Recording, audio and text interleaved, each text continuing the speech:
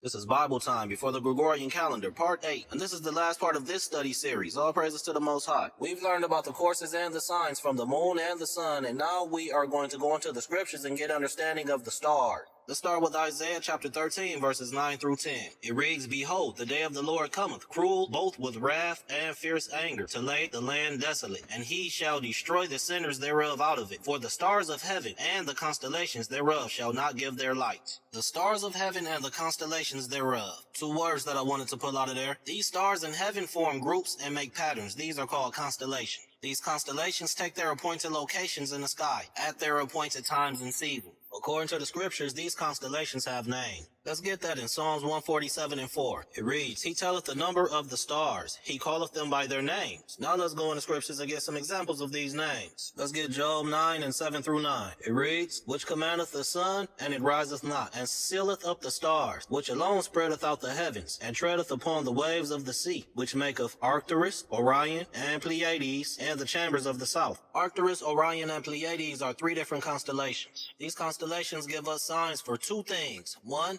time, and two, locations. Let's look into Orion for an example. If we type Orion season into our internet search box, it reads, Orion's visibility in the night sky is influenced by the season and your location on Earth. In the northern hemisphere, Orion is a prominent winter constellation, appearing in the evening sky from November to February. Specifically, Orion is the most visible in the evening sky from January to April, during winter in the northern hemisphere, and summer in the southern hemisphere. So if we look right here, we see that northern hemisphere means north of the equator. Southern hemisphere is south of the equator. I'm in America, so I'm in the northern hemisphere. It said Orion's prominent months are November to February. That's the winter time. In the Hebrew, you would get months 9, 10, 11, and 12 from November to February. So when I look up and see Orion in the sky, that's my sign that it's the winter time, as well as in the Hebrew, months 9, 10, 11, or 12. Now let's go into the book of Jasher and see how our ancient Hebrews had the ability to track locations based on the stars. Let's get Jasher 53 and 18 through 20. It reads, And he ordered them to bring before him the map of the stars, whereby Joseph knew all the times. And Joseph said unto Benjamin, I have heard that the Hebrews are acquainted with all wisdom. Dost thou know anything of this? And Benjamin said, Thy servant is knowing also in all wisdom, which my father taught me. And Joseph said unto Benjamin, Look now at this instrument, and understand where thy brother Joseph is in Egypt, who you said went down to Egypt. And Benjamin beheld that instrument with the map of the stars of heaven, and he was wise, and looked therein to know where his brother was. And Benjamin divided the whole land of Egypt into 4 divisions, and he found that he who was sitting upon the throne before him was his brother Joseph.